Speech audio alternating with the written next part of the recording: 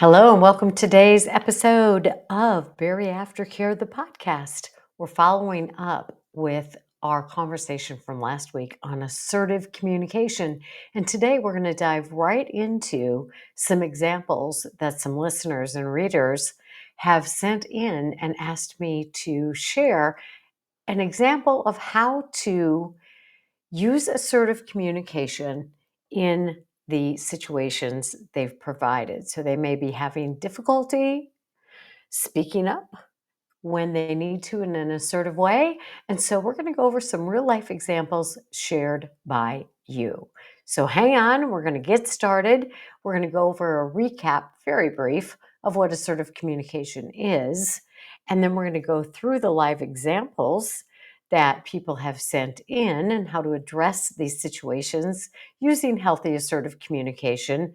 Then we'll review ways you can become more assertive because remember, assertive communication is the way that we want to use in all of our communication with coworkers, with family members, with friends, with the people in the grocery store, the people whose plane just got canceled, just like yours did. We want to be able to use assertive, healthy communication in all of our life because it is win-win.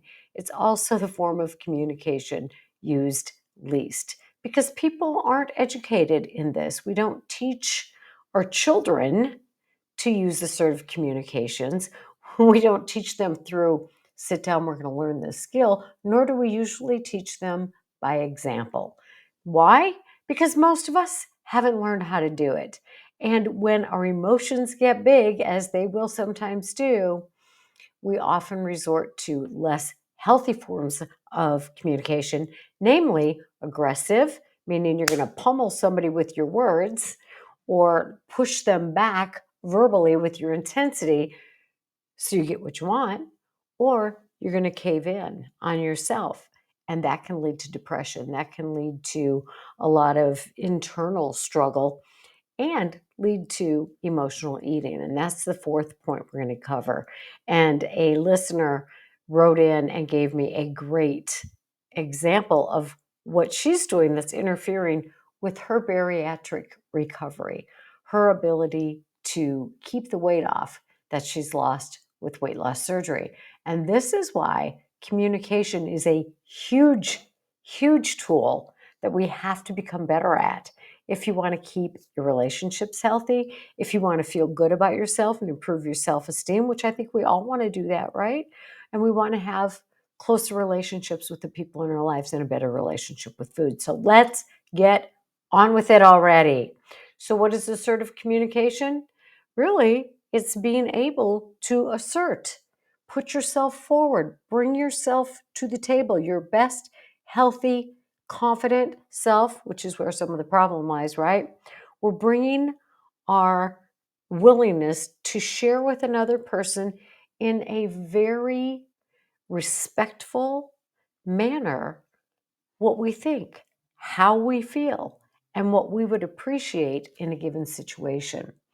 Those three aspects, how we think and how we feel, in relation to what is the situation, and what we would like given these circumstances. So communication is honestly sharing what's going on with you. Some of the problems are people often don't know how they're feeling.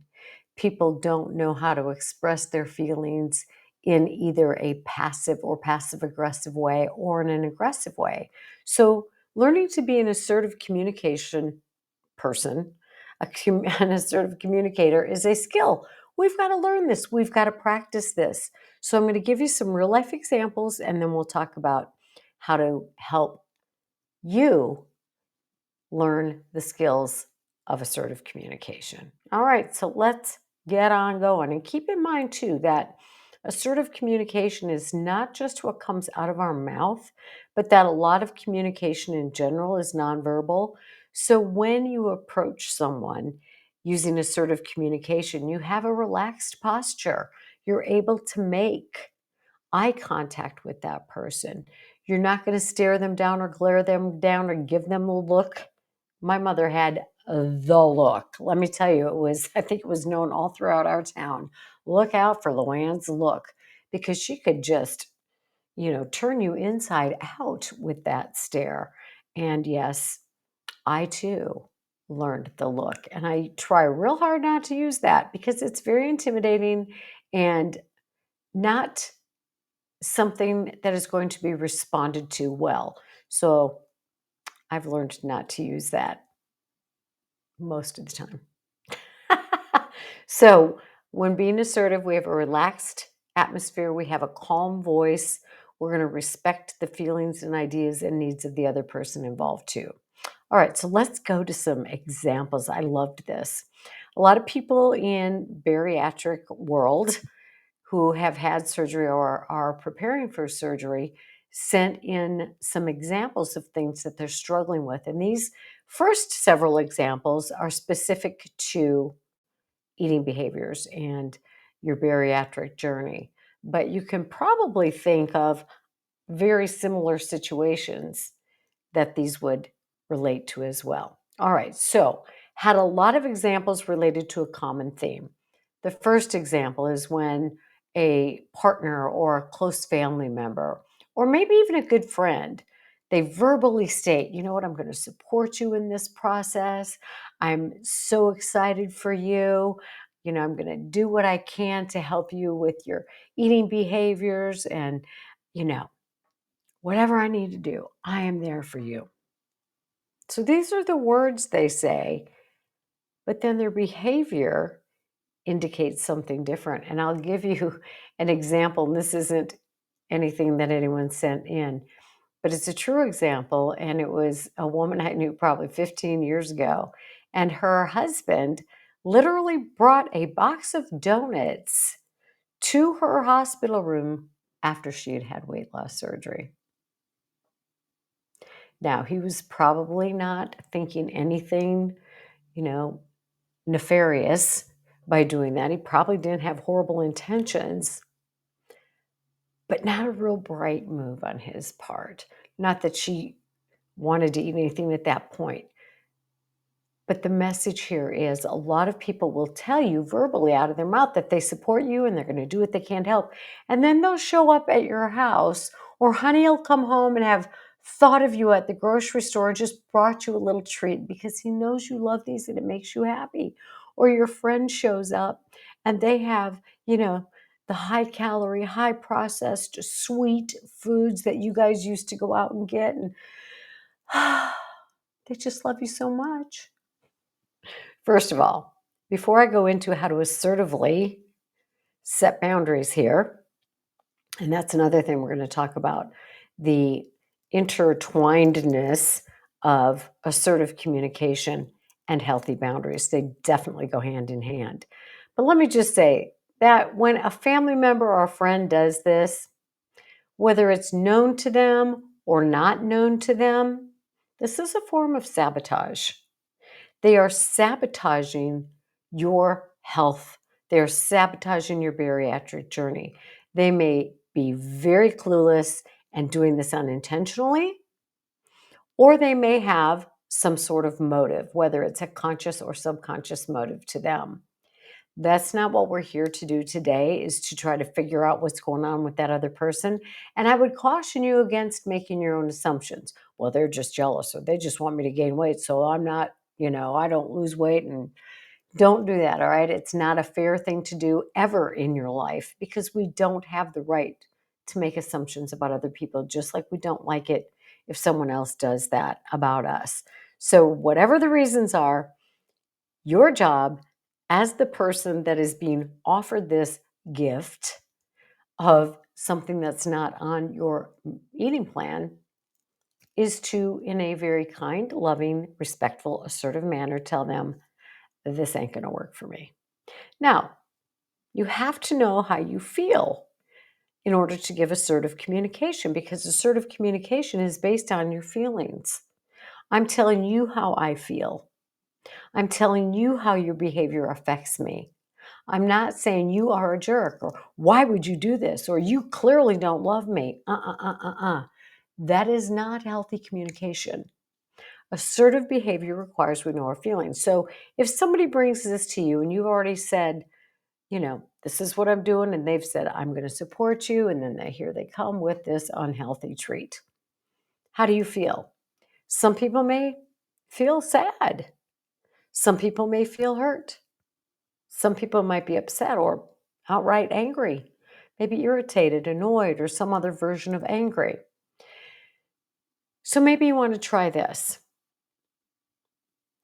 I feel really happy, or I felt really happy when you told me that you would support me as I went through this journey and changed my lifestyle to include my eating behaviors. So when you show up here with unhealthy treats that you know I like but aren't in line with my healthy food options, I feel both confused and angry. I'm confused because your words told me you were going to support me in my decision to eat healthier. But bringing this unhealthy food to me seems unsupportive. That's why I'm confused. I feel angry, or maybe if you're sad or you're hurt, whatever, I feel angry because I counted on you to follow through with those supportive actions that you said you were going to give me. So when you bring me this, it's not helpful to me. What I would really appreciate is if you wouldn't bring me any kind of food as a treat or as a surprise. So I shared my thoughts and my feelings. Initially, I said, I felt so angry when you agreed to support me. But then you brought me this stuff and I was confused. You said you'd support me. Your actions said something different. So I'm pointing out what happened. What I would appreciate is that you don't bring me any food. 3 simple steps. This is how I felt and feel. This is what the situation is. This is why I feel this way and what I would like. So basically 4 steps. All right. So wouldn't it be lovely if you got a textbook response from the person? Oh my goodness, I'm so sorry. I can see why this would be really confusing to you. I am really, again, I'm so sorry and I won't do this again. To which I say, bah, ha, ha, ha, ha, ha, ha. It's not likely you're going to get that kind of response.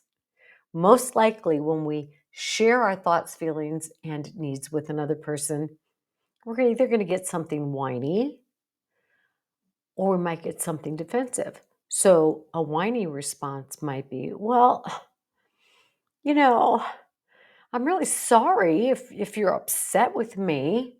I was just trying to be nice, and I just wanted to let you know I was thinking of you. Wah, wah, wah. Right? When I share with somebody, what I would like is an acknowledgement, at least of what I said. You don't have to agree with me, but I would like to know that you heard me. And we'll get to that nice response in just a minute. Maybe you share what you said and you get an angry or defensive or sarcastic response. Well, forgive me for trying to do something nice. Major defense, right? Not uncommon when we point out somebody's behavior that isn't the wisest or the healthiest, or they feel confronted, because this is a confrontation, but it's not nasty, it's not angry, it's not done in any kind of malicious manner. But people tend to get defensive, right? So, doesn't matter. Remember, you're there to be assertive about how you felt about the situation and the reasons you felt that way, and then to say what you need. So it doesn't matter. They can come at you with whiny, they can come at you with, well, you're the one who told me, like try to blame you. They can come at you with defensiveness. It doesn't matter. Because in the skill of becoming an assertive communicator, we're going to respond back calmly. We're going to respond back respectfully, and we're going to double down on our original message, right? So Maybe we can acknowledge their version of caring for you. I appreciate you thinking of me, right? So I'm saying, I really appreciate that you thought of me. And I trust you didn't mean to upset me. That's disarming, right? I believe you had the best intentions, right? Maybe you did. Maybe you don't believe that. I don't know. So I appreciate you thinking of me, and I trust you had the best intentions and didn't mean to upset me. But I need you to know that in the case of my new food choices, it's really best if you just refrain from bringing me any kind of food. I'd really appreciate that. So there you go. So, regardless of how a person responds, even if you feel defensive after they've come back, you stay calm. Your job as an assertive communicator is to make this an environment that's safe for both people. And if we've both got our hackles up, it's not going to be a very good place to discuss things in a rational way. And if one person can stay rational, you got a much better chance of the other person calming down and meeting you at your level, meeting your energy, right? If one person gets real worked up and the other person joins them in that level of energy, it's not likely to work well. So, well, why does it have to be me that is the adult? Because you are working to develop a healthy lifestyle in all areas of your life, which means you want to feel good about yourself, which means I'm going to respond like a person I would like to be. Healthy communicator. So let's try another example, all right? But before I tell you the next example, well, okay, I'm going to wait and tell you about this other person. Just great ways to handle some of this. All right. Another version of a similar theme, right? My partner comes in to watch TV with me in the evening. They sit down next to me. I'm on my weight loss journey, and here they come with a bowl of buttery popcorn, or a heaping bowl of cereal, or several scoops of ice cream, or maybe a fistful of cookies, right? And the person who sent this in said, most of the time I can ignore it, and but sometimes maybe you've had a bad day, or maybe you're feeling like, well, I wish sometimes they feel triggered. And it's really difficult, especially if you're having any kind of emotion, to withstand that kind of temptation, right? So it's difficult when somebody's eating around you.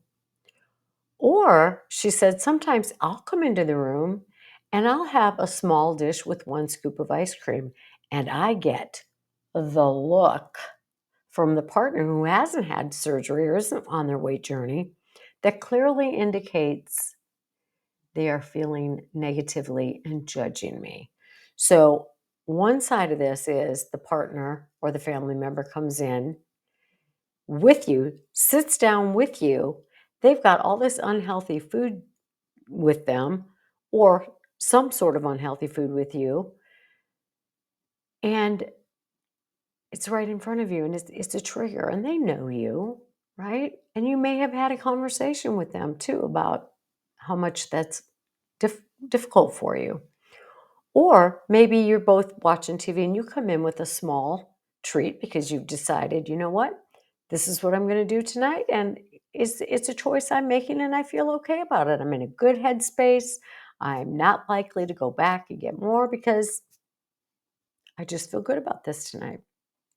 And the partner gives you that. Are you sure you need to be eating that look? So, two separate issues here maybe, right? The partner eating the food in front of you and or the judgmental look. So they may come about at the same time. But here's how you can address that. Similar to the person who brought you the food, right? Honey, when you bring this food in and sit next to me on the couch while we're watching TV, I feel frustrated because you know me well enough to know that ice cream is my biggest trigger. And when you bring it, sit down next to me, it's really difficult for me to withstand that temptation.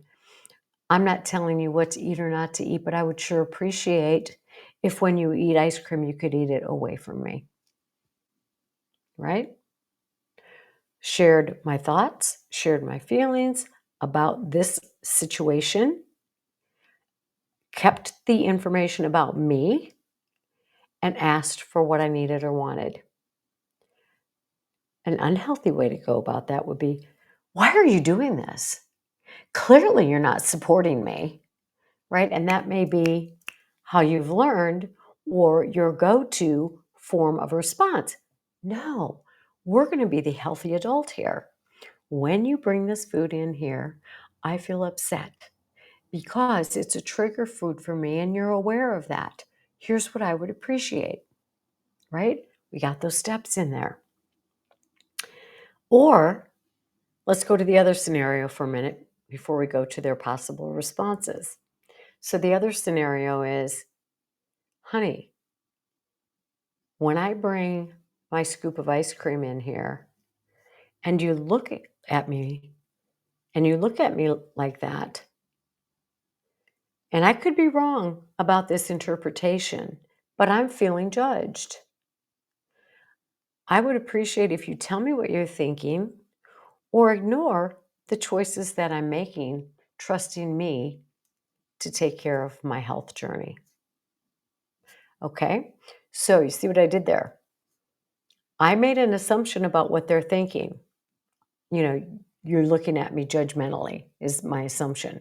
So I clarified that in saying, I may be incorrect, but I feel judged, right? So again, when I bring this in here and you look at me, I may be wrong, but I'm feeling like that's a judgmental look. So I said I could be wrong. I'm not accusing you. I'm not mind reading, right? They may go, I'm not judging you. Okay. Thanks for clarifying. Now, maybe they were, and you just called them out on it, and so they're not going to say anything. But maybe they weren't, and you misread it, or you're looking for that. So you have to go with what they give you. Or maybe they're going to come back with, you don't have any right to decide how I'm feeling and say that I'm judging you. You're absolutely right. I don't have that right. That's why I said I could be wrong. I could be misinterpreting that look. Hopefully that will bring them down a notch, right? So the assertive communicator that you are, the healthy adult that you are, is going to be the one to stay calm and logical in this situation. All right, so they can come at you in all kinds of different ways. Regardless of how they come at you, the response is the same. I would appreciate if you wouldn't eat that in front of me. I find it triggering. Now, if they say too bad for you, right? I'm going to sit here. It's my house. I can eat popcorn on the couch if I want to. Then what are you going to do? You can argue and fight, or you can say, I've asked you for what I want and for what I need.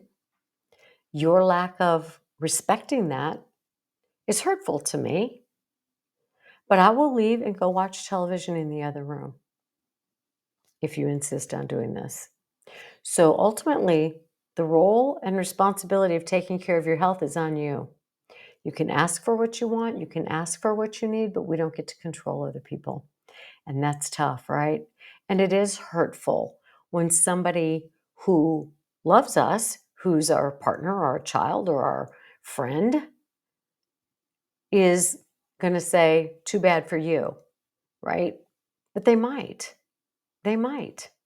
And at that point, you have to decide, how am I going to take care of myself in this situation? Because this is my health.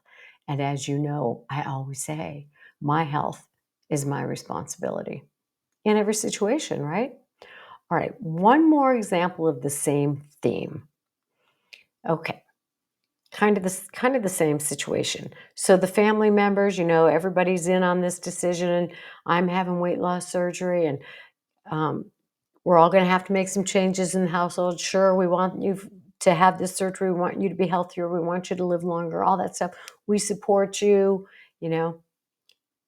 Then they turn around and do exactly what they said they wouldn't do. They bring crap into the house. They eat it around you. Same kind of thing, right? So when you say something, we talked about this, you guys said you'd support me. I feel unsupported by you bringing this food into the house, da, da, and they come back to you with, well, we're not the ones on a diet, Mom. What difference does it make to you what we eat? How do I effectively assert my desire to keep the junk food out of the house or whatever? First, good for you for setting that stage ahead of time, right? You thought you had an agreement with your family member. So you might try something like this. When everybody's not hyped up and this isn't on the table, so to speak, this topic, just ask everybody to sit down with you, like a family meeting. I did this with my kids. They're in their 30s, right? I had a family Zoom meeting a couple of weeks ago to share some thoughts and feelings with my family. But if you're all in the house, have a family meeting. Just say, you know what, can we all sit down? And there's something that I'd just like to share with you. So you might say, you know what, I asked all of you to meet with me. So I can really share with you how serious that I am about this health journey. We talked about this prior to my having surgery, and you all voiced your support, and I really appreciate that.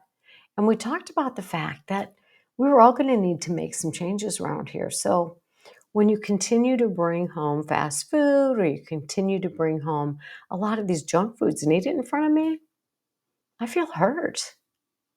I feel hurt. I've expressed to you very directly about how difficult it is for me to have those things around. And then when I bring it up to you and you make comments like, you're not the one on a diet, you know, I feel disrespected. I've asked you, you voiced your support. And I know you're adults. You can choose what you want to eat. I don't get to tell you what you want to eat. Of course, I care what you eat because I don't want you to have health problems like I've had in relation to my weight. But I don't get to decide what you eat. You are absolutely right about that. You can eat whatever you want. But I do ask that you would be respectful and courteous and thoughtful enough about my health that you don't do this in front of me. I would appreciate if you'd keep it in your room or eat it where I'm not around. And if you can't do that, then I'm going to have to distance myself at least during those times. So they might come back with you, you're being too sensitive, or geez, I didn't think it was going to be like this, or come on, this isn't a prison, this is my home. Whatever they bring to you. The bottom line is, indeed, this is your responsibility. Sorry, this lingering cough. To take care of yourself and to make sure that if your family's not going to cooperate, whether they said they were going to initially or not, that you put yourself in healthy circumstances. So it might mean that you do. If it's too tempting for you, if you're all together, then you need to remove yourself from the situation. Does it make it right? No. Does it make it respectful or kind from your family? Absolutely not. It's kind of like if somebody's on oxygen in your family and they come and smoke around you, that would be super dangerous. Your health is super important and your life is important, and your weight has a lot to do with both your health and your life. So the fact that people aren't willing to assist you in being healthier does make me sad as well. But if they don't because they don't get it or for whatever reason, ultimately it's your responsibility to do what you need to do without being aggressive or passive aggressive, just being assertive. All right, so let me tell you some examples of what people have told me they've done. I had one lady who told me that she and her mother had weight loss surgery around the same time. And yet her mother would come to this woman's house. We'll call her Gail. Gail's mother would come to her house and she would bring all this junk food for Gail and her children. Mom just had surgery. Gail just had surgery. So mom clearly knows better. And Gail would say, Mom, please do not bring this to my house. None of us need it or want it. And mom would continue to do it. So finally, what Gail said is, if you bring it to my house one more time, I will take it to your car. And if you can't stop, you will no longer be welcome at my house. Now, she had to be willing to follow through with that, but she was. So the next time mom brought it, she took her mom's keys and put it all right back into her car. So that was a very healthy and assertive way. It wasn't aggressive. It wasn't passive aggressive. She just said, Mom, I asked you not to bring this. I told you I would take it back to your car, and that's exactly what I'm going to do. That is being assertive. That is having good self-esteem. That is following through with healthy boundaries. All right, let's go to, oh, wait, here's one more bariatric example. So actually, I have two more bariatric examples. All right. So this woman wrote and said that she and her sisters were getting together, and we'll call the person who lost the 200 pounds after having weight loss surgery. We'll call her Rebecca. So Rebecca is out with her two sisters. Rebecca's lost 200 pounds. She's keeping her weight off. She's doing a great job. She feels good about herself. And her sister says, well, I guess now I'm the fat sister. So Rebecca said she'd heard this before from her sister, but she decided to look her in the eye and said,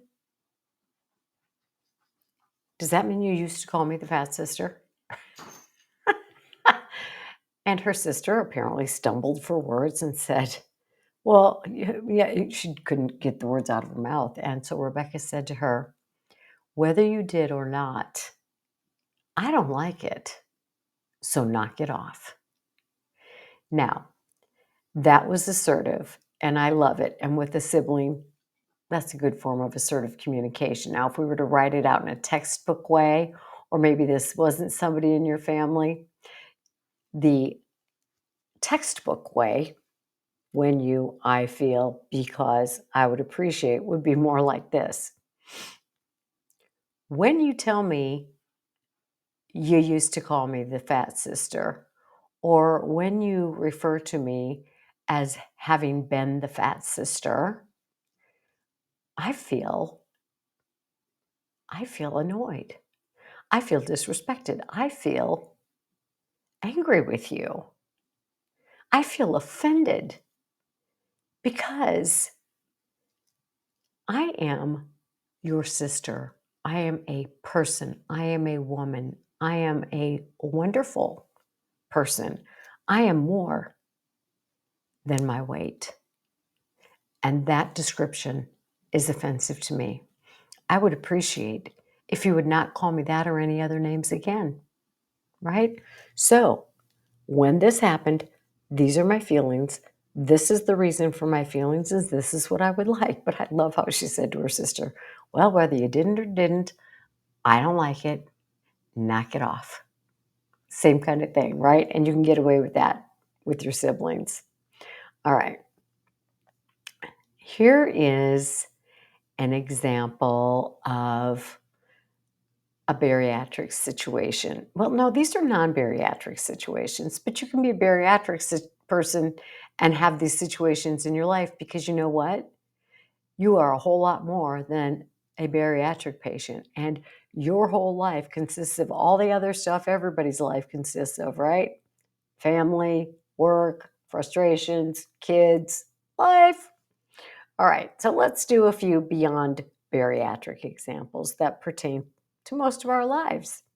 So I have a woman that I know, we'll call her Sally, and Sally has two teenage daughters. So Sally's mother, Grandma, is now living with Sally and the two teenage daughters, and Grandma has a lot to say about the girls and their behaviors. Specifically, she is very vocal about how the girls clean, or more specifically, how they don't clean. It's about their rooms, right? So Grandma doesn't even have to go in their rooms. Sally and her girls' agreement is keep your room however you want it, but don't expect me, Mom, to come in there if it's a disaster, because I don't want to see it. So if you want to keep your rooms a disaster, first of all, no food in there, no drinks, nothing's going to bring bugs, but keep your doors shut. That works for all of them, right?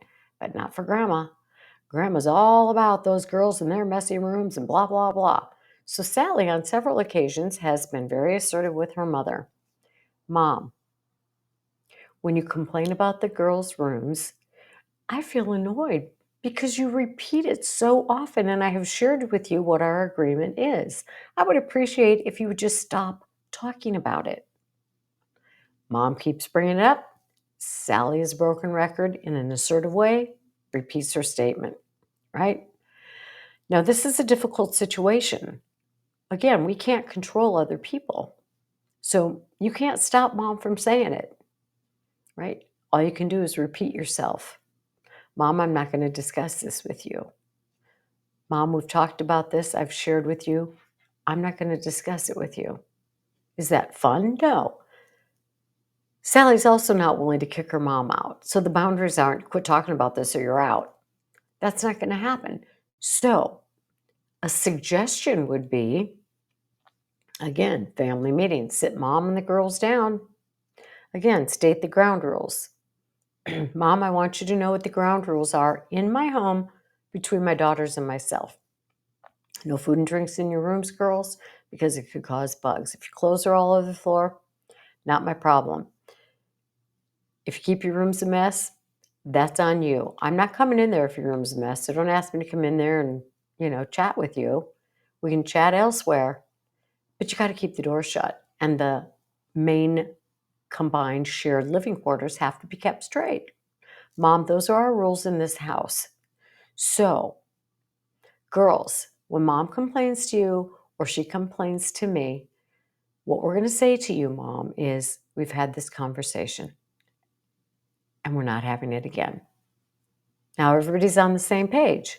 So Mom knows, Grandma knows, she can say it, but it's not going to have a difference. And the girls and Sally know that their combined joint broken record response is we've had this conversation and we're not having it again.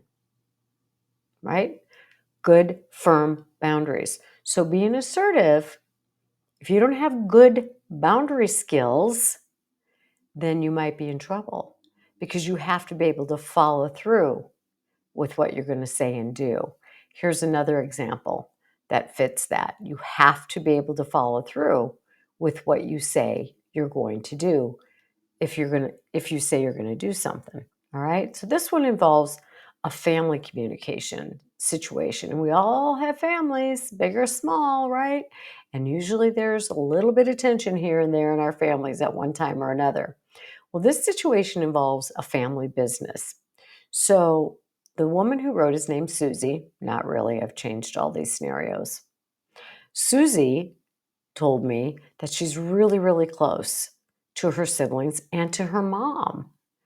One of the siblings, Pat, and mom are 50-50 business partners. They own this business together, Pat and mom. Susie works at the business.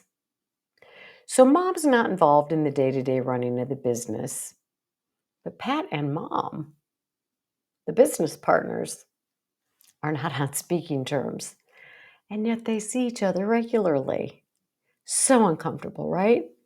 So Susie has been put squarely in the middle between Pat and mom. For example, Susie said that Pat, 50-50 business owner with mom, says to Susie says she feels like a child when Pat does this, both as a employee and as a sibling, that she feels like a child. But Pat tells Susie to tell mom certain things. She said, I feel like a kid from a divorced family. One parent is sending information through the kid instead of communicating with the parent. And that's exactly what's going on here. She gave some examples. Apparently, Susie went on vacation. Mom posted something on Facebook. Pat texts Susie, who's on vacation, and says, tell mom to take that off Facebook because I don't like the message it's sending and it affects our business. So, Susie has had trouble in the past telling Pat, I'm not going to be your go between, right? Let's give some other examples.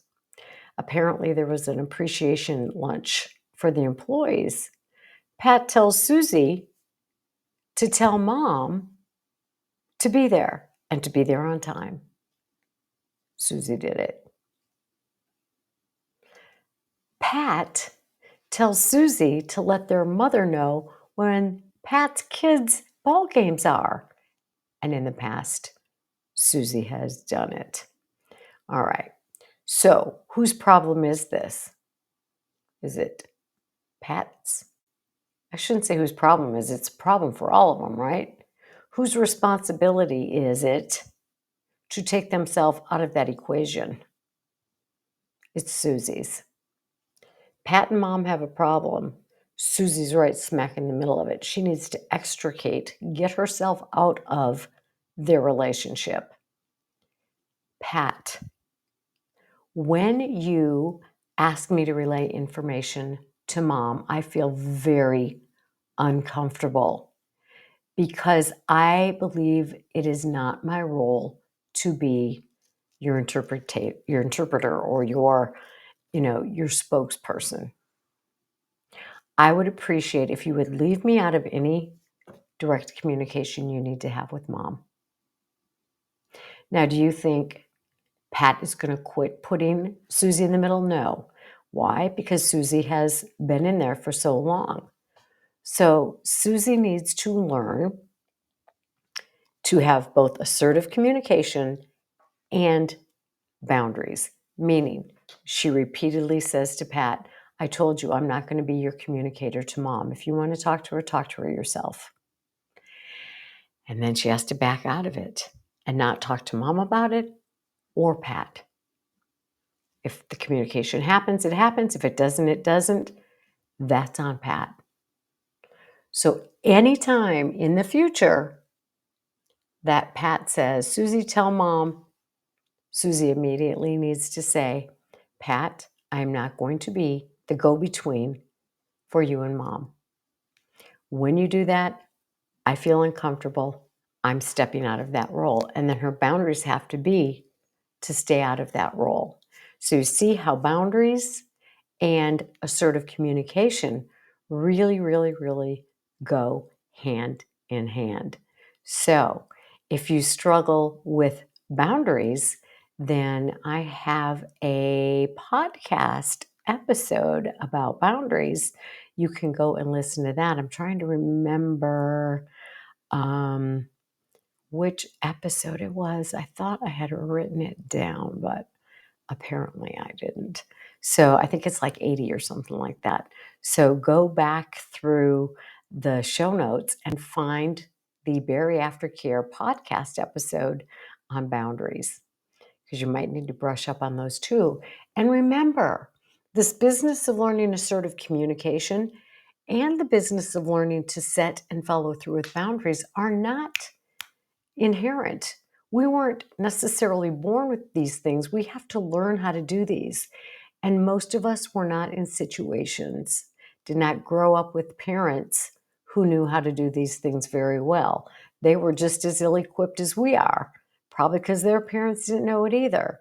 So you have to take the responsibility to get the information you need, partly by listening to this podcast, but also by getting online and reading about how to do assertive communication, how to set healthy boundaries.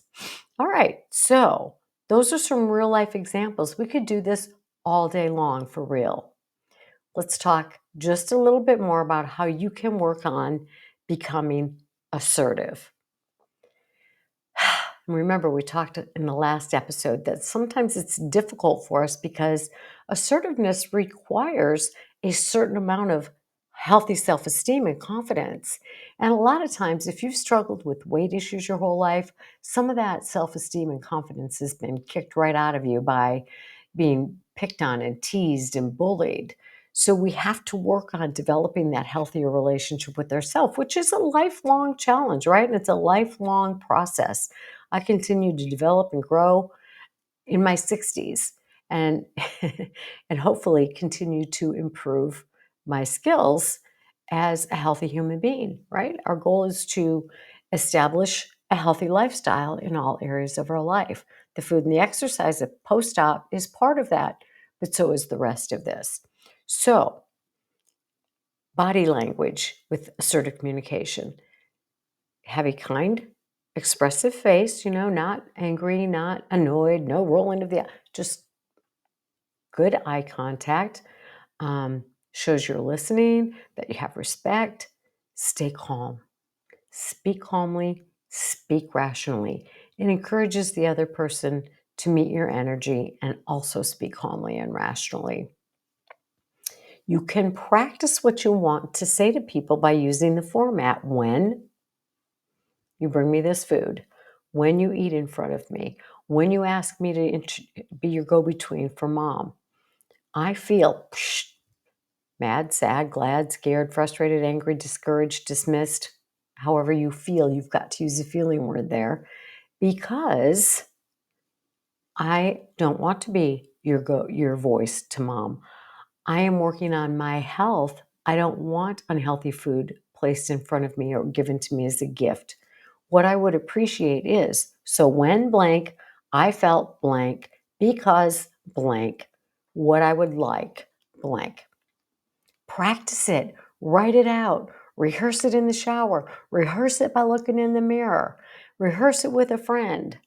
You're just being clear, right? Be a broken record if somebody's argumentative or defensive or switches it around and tries to blame you. Try not to get defensive yourself, right?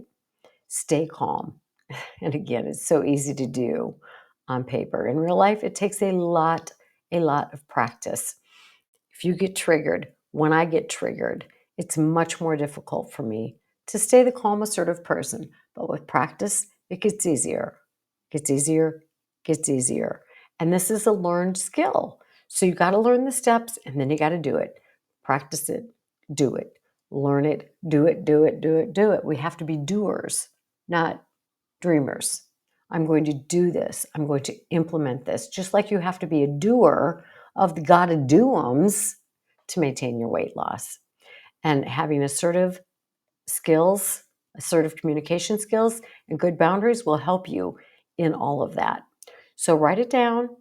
Remember, the goals are open, direct, honest communication without judgment of the other person or without assumption about the other person.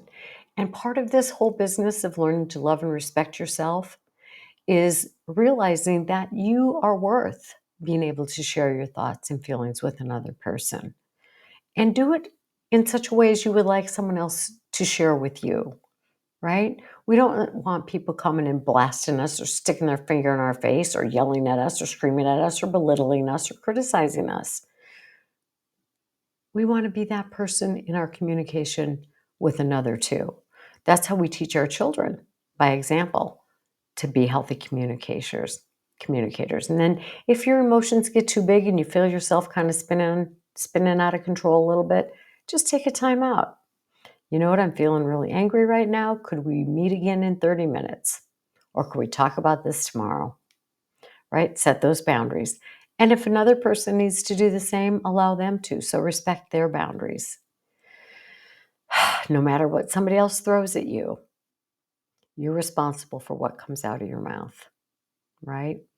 Keep it about I think, I feel, I believe, I'm wondering, right? I statements.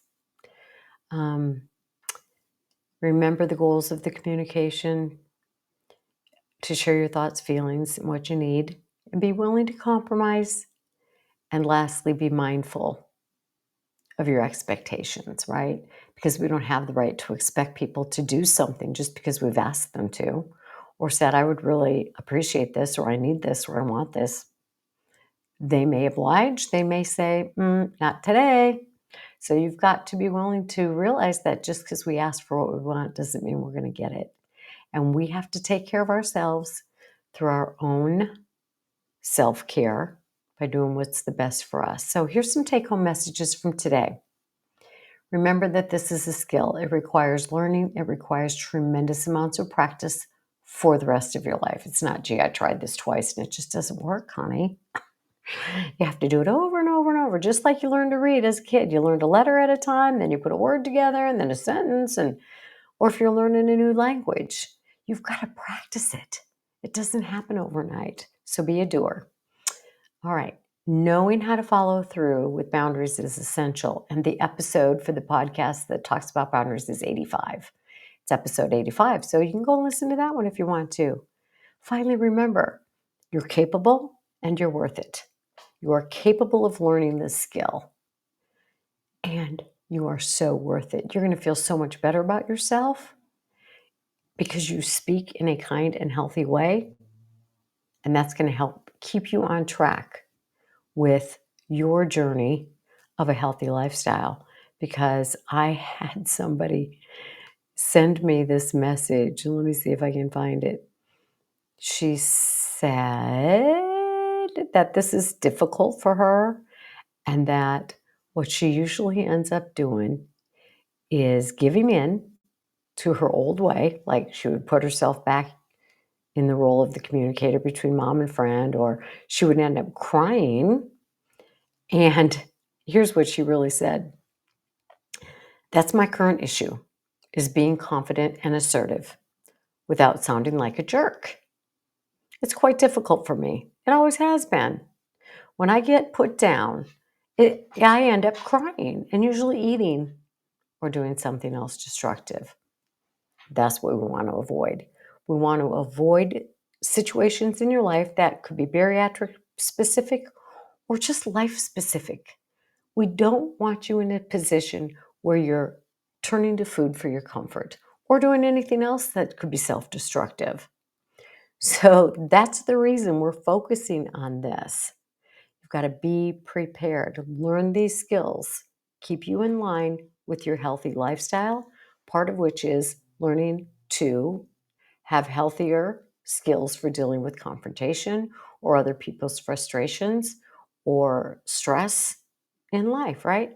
So here's what I'm going to encourage you to do. Obviously, listen to this podcast as often as you need to. Go back and listen to episode 85, and then partner up with somebody, a bariatric friend or your best friend, or maybe your partner or somebody in your household, to practice these things and say, okay, I need to talk to so-and-so about this. I would like to do it in an assertive manner. Let's practice. Would you be my listening partner? Give me different kinds of responses so that I can be prepared for what those might be. So help with each other to practice and then celebrate the wins when you do it. And a win doesn't mean you get what you want or the other person says or does what you want them to. A win means you stuck true to being calm, respectful, sharing your thoughts, feelings, and needs. All right, so sign up for the complete Berry Aftercare at www.berryaftercare.com because there's a lot of great daily information, a lot of good people on there helping one another out. Until then, remember, it's your health. It is ultimately your responsibility. When? You know the answer to that. This day, every day. This situation, every situation. All right, I look forward to you being with me next time when we talk about aggressive communication. And we'll talk about how to rein that in and be more assertive. So don't miss that. And hear me when I say I truly appreciate you spending your time with me. Make it a great day, and I'll see you next time. Bye.